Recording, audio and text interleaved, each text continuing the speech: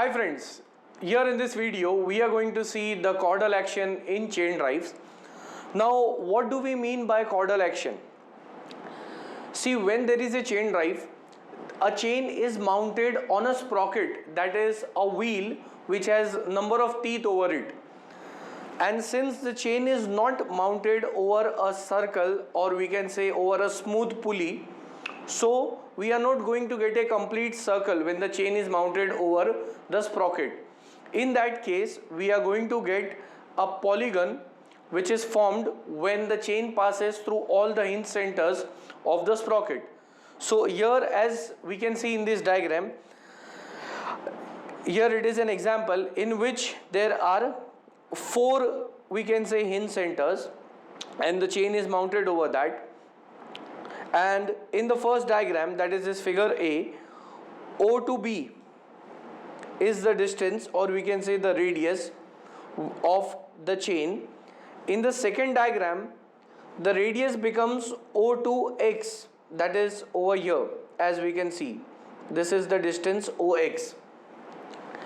And when we see from both the diagram, it is very much clear that if the radius is maximum, the velocity in the chain will be maximum, and if the radius is minimum, then the velocity will be minimum.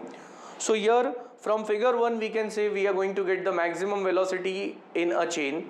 From figure 2 we are going to get the minimum velocity, and this maximum and minimum velocity concept explains that when a chain is moving over a sprocket, the velocity does not remain constant. It goes on changing from maximum value to minimum value, and the same thing does not happen when it is a flat belt drive or a pulley with a belt. In that case, the velocity remains constant throughout the belt. Now here I'll say that let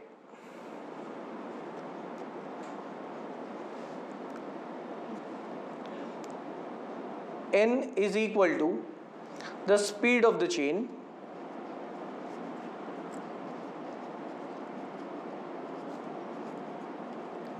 and this speed n will be constant. This is RPM, revolutions per minute.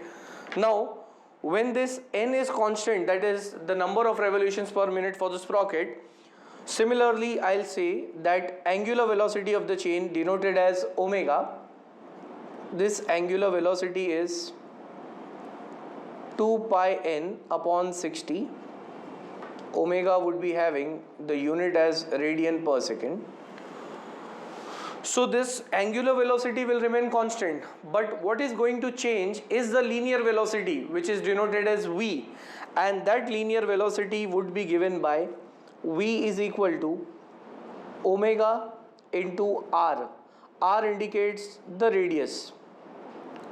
So as we can see from the formula of linear velocity, if r changes, then the linear velocity changes. And when I see the first diagram, here the radius is from O to B, which is d by 2.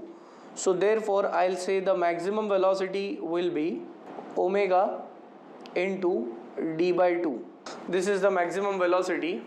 And when I see the second diagram, here the minimum velocity v minimum will be equal to the angular velocity multiplied by the radius, and here the radius is denoted as, this is from O to X, it is d by 2 cos theta by 2.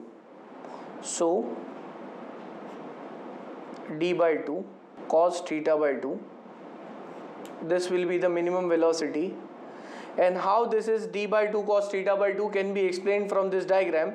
Here in this triangle, which is triangle BXO, this angle is theta by 2, and I want OX, which is the adjacent side, BX is the opposite side, and OB is the hypotenuse.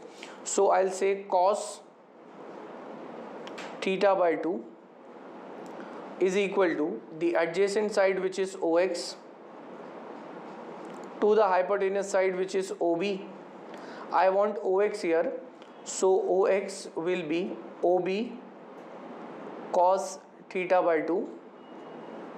So therefore OX will be, here OB is nothing but the radius, which is d by 2, as D is the pitch circle diameter, so this will be D by 2 cos theta by 2. The same value which we have seen here, and I have put it into the minimum velocity formula. Next, now I am going to take the difference of Vmax and Vminimum.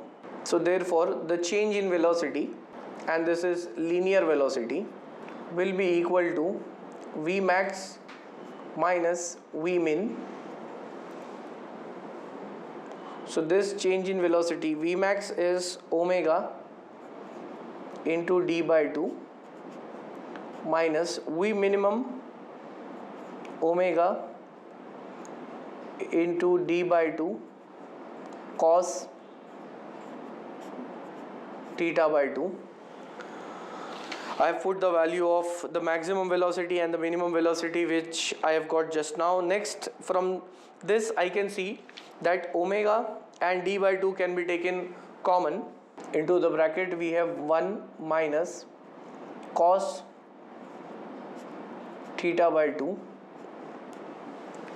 Then here, as explained earlier, I have told that the angular velocity of the chain, or we can say of the sprocket, will remain constant.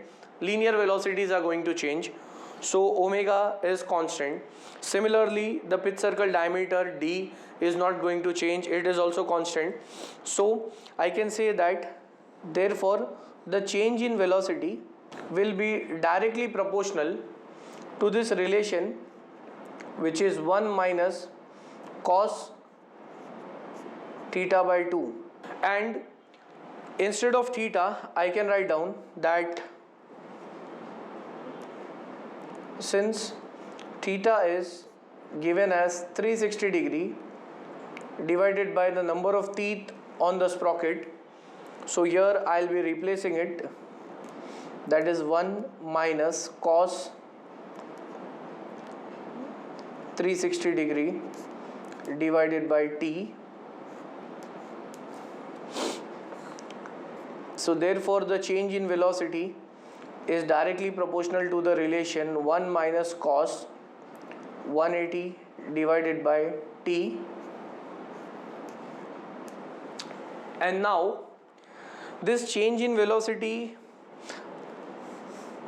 I'll denote it as delta V. The change in velocity can be minimized, or this variation can be kept to a minimum if the difference which we are getting here, that is, if I can reduce this cos value, and this cos value can be reduced by increasing the number of teeth on the sprocket. That is why we have more number of teeth on the sprocket. That is, if t value increases, cos of this entire term will go on decreasing, and from 1 a smaller value gets subtracted, so we get small amount of change in velocity. So I can say that finally, in order to get minimum change in velocity, increase the number of teeth on the sprocket wheel. And in short, whatever I have explained in this video regarding the caudal action of chain, caudal action basically means, I'll just quickly summarize, it means that in a chain drive the linear velocity won't remain constant, it will be changing from minimum to maximum value, and that depends upon the radius. And we can see that when the link or the hinge joint is at the top, in that case the radius is maximum and we'll get the maximum velocity. And in the next step, when this point B shifts as it is seen over here, the radius value decreases, and so we get the minimum velocity. And this is nothing but called as the caudal action in case of chain drives. In the next video we are going to see the further part of chain drives.